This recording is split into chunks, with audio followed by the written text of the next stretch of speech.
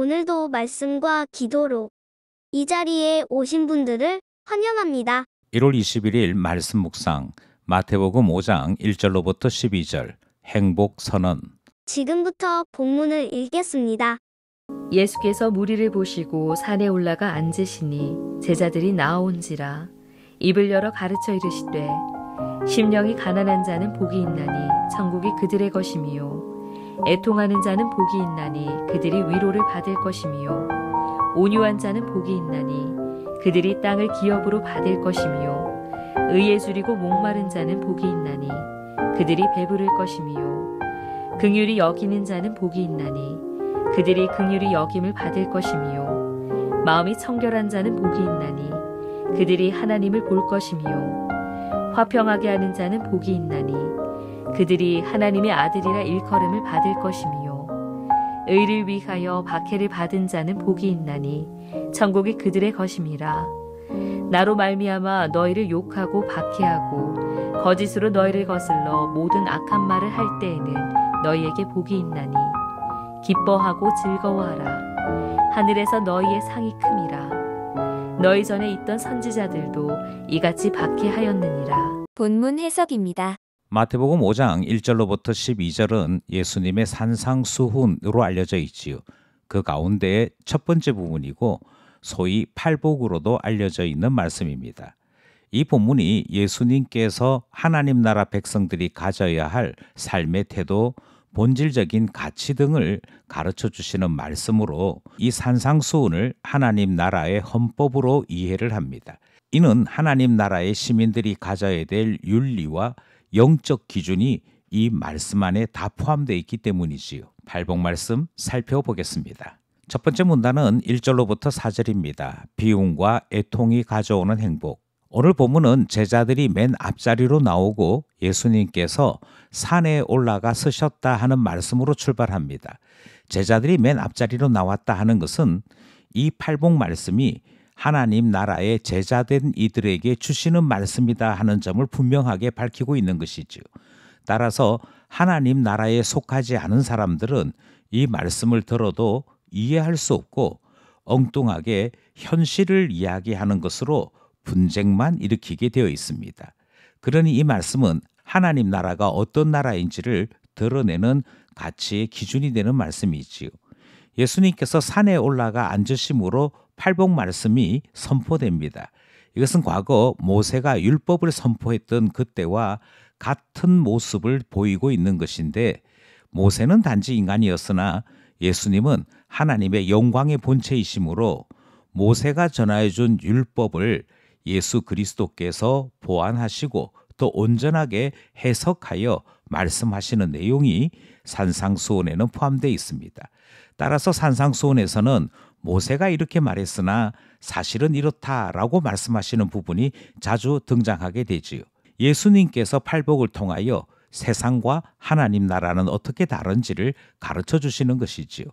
예를 들어 세상은 부유함과 권력을 추구하지만 예수님은 심령이 가난한 자, 애통한 자가 복이 있다라고 선언하시므로 하나님 나라 시민이 가져야 할 내적인 성품과 가치가 무엇이어야 될 것인지를 말씀하고 있습니다. 여기서 우리는 산상수훈이 윤리와 도덕의 문제가 아니라 하나님 나라를 지향한다 하는 점을 기억해야 할 것입니다. 팔복은 8가지의 복으로 구성되어 있는데 각각 하나님 나라 백성이 가져야 될 성품 그리고 그에 따른 축복을 나타내고 있습니다. 첫 번째 문단에서는 2개의 복이 소개되고 있죠. 심령이 가난한 자는 복이 있나니 천국이 그들의 것이다. 이 말씀은 심령이 가난한 것이 무엇인지를 이해해야 되는데 이것은 영적 빈곤을 깨닫고 하나님 앞에 전적으로 의지하는 자만이 신자답다라고 하는 말씀인 것이고 하나님 나라에 들어가기 위한 첫 번째요 가장 중요한 표지로서 복이 있는 말씀을 선포하고 있습니다. 두 번째로는 애통하는 자가 복이 있다. 그들이 위로를 받을 것이다 라고 말씀하고 있습니다. 이는 죄와 죄악이 가득한 세상에서 슬퍼함으로 하나님의 위로를 바라는 것이고 세상과는 구별되는 자로 살아가는 것을 나타내는 것이지요. 회개를 하는 것이고 하나님의 구원의 은혜를 바라보는 갈망이 여기에는 포함되어 있는데 하나님 나라 백성의 모습이 이와 같다라고 말씀하십니다.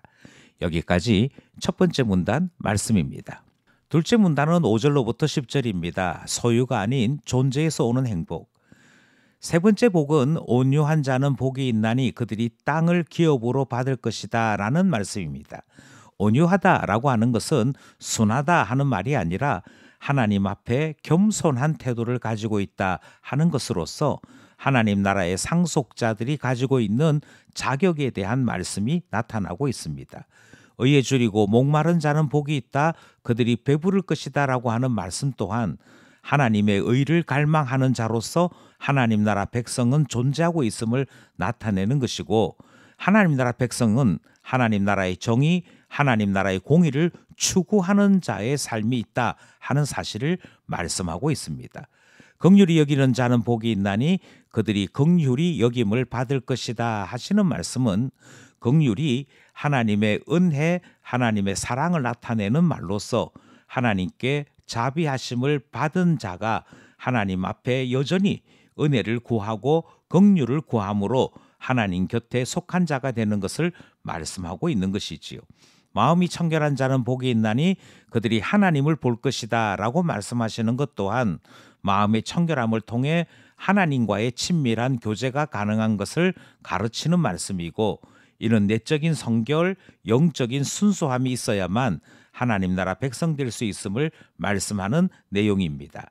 그리고 화평케 하는 자가 복이 있다는 말씀은 하나님의 아들로 일컬어진다라고 하는 복을 통해 화평이 이루고자 하는 아름다움, 하나님 나라의 놀라움을 나타내며 하나님 자녀로서 화평케 하는 자가 인정받는 것을 가르치고 있는 것이지요.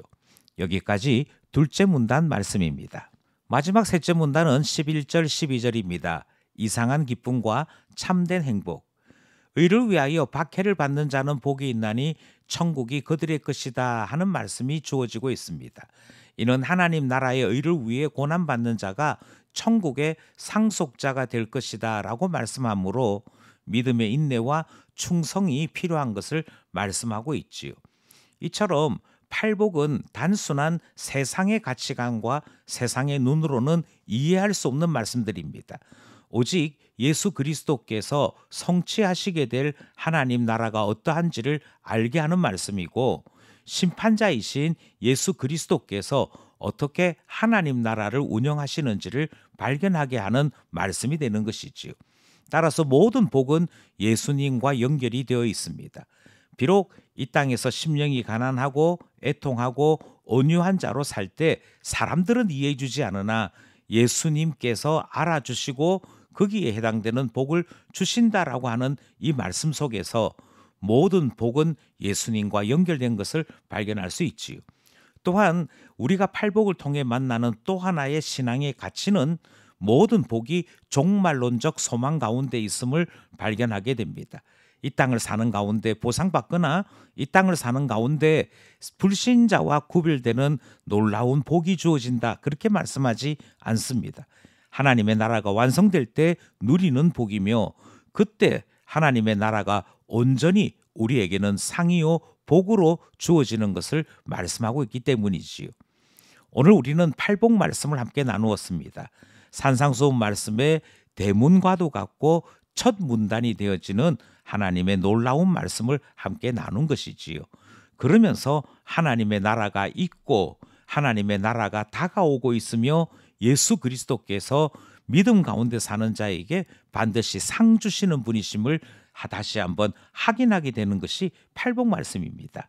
세상이 지지 아니하고 세상 따라 살지 아니하고 하나님의 말씀을 굳게 붙잡음으로 하나님 나라 백성답게 하나님이 기뻐하는 자로 살아가는 우리 모두 되어야겠습니다. 오늘도 말씀과 기도로 하나님 나라를 향해 행진하는 우리 모두 되기를 간절히 소원합니다.